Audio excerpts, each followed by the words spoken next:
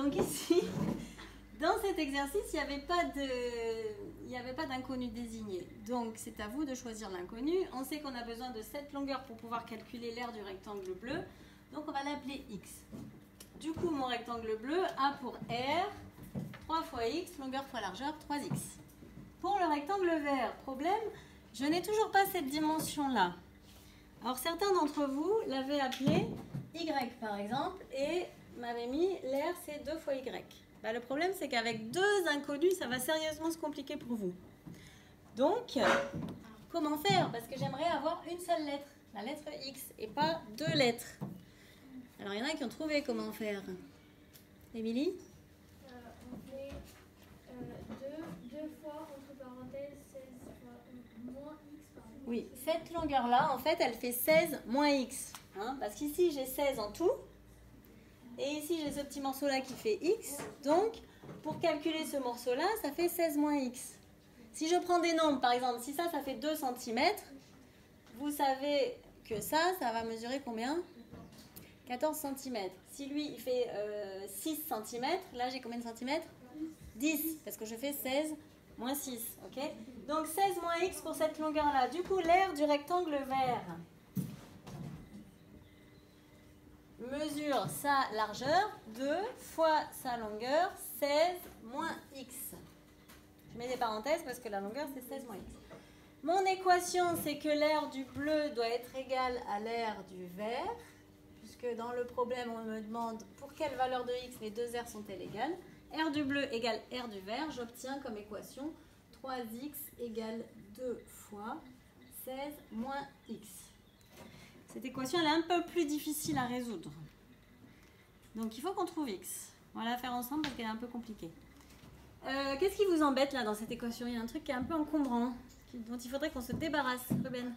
Les parenthèses, très bien. Et ça, on a appris. Enfin, pendant le confinement, vous avez appris comment on se débarrasse des parenthèses. Ça ressemble à quel chapitre qu'on a vu, ça? Émilie? Le calcul littéral, et en particulier la... Comment ça s'appelle? Le machin avec les flèches, là.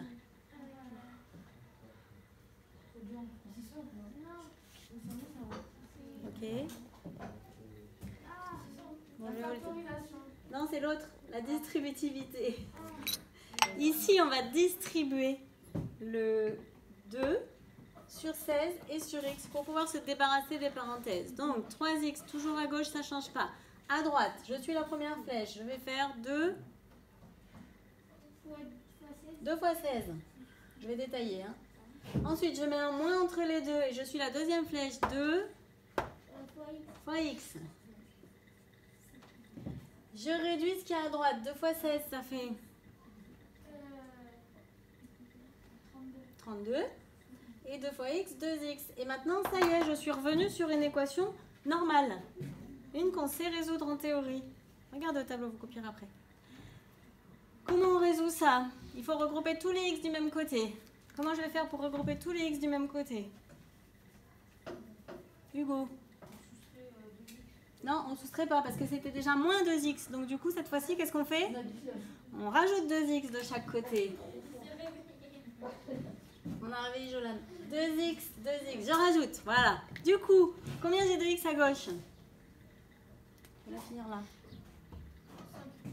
2x plus 3x, 5x. Et qu'est-ce qui me reste à droite? Non, pas 0, il reste un truc quand même. 32. Dernière et ultime étape, toujours la même.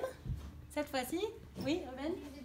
On divise par 5 puisque j'ai 5x, donc x égale 32 divisé par 5. Cette fois-ci, ça va tomber juste, c'est un nombre à virgule, mais qui tombe juste quand même. Et ça fait 6,4 pour ceux qui l'ont fait. Ensuite, la fin que je vous laisse faire tout seul, c'est trouver la dernière dimension de ce rectangle. Donc ici, on a 6,4 pour x. Et celui-ci, il fait 16 moins 6,4. Du coup, ça fait combien? 16. Ruben? 9,6, très bien. Voilà, on a bien trouvé les dimensions du rectangle en résolvant une équation. On est bon?